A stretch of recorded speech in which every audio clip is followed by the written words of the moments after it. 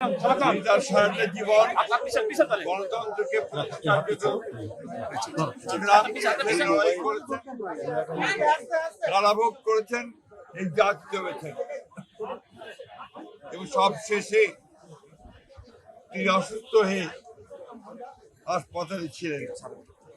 আপনারা জানেন যে গত দুদিন ধরে তিনি আবার অসুস্থ হয়ে এবার হাসপাতালে ভর্তি হয়েছেন এবং গতকাল রাতে ডাক্তাররা বলেছেন যে তার অবস্থা, শারীরিক অবস্থা অত্যন্ত সংকটময়।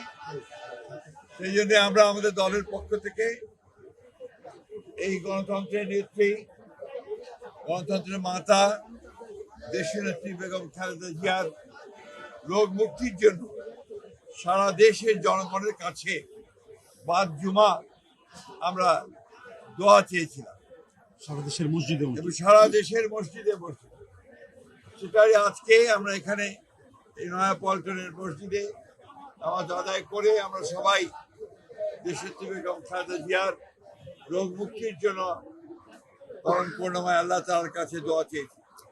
আমরা দোয়া চেয়েছি তিনি যেন আল্লাহ যেন তাকে সম্পূর্ণ সুস্থ করে দেন, সুস্থ অবস্থায় আবার জনগণের মাঝে ফিরে এসে তাকে দেশের মানুষের কাজ করার সুযোগ তৈরি করে দেন।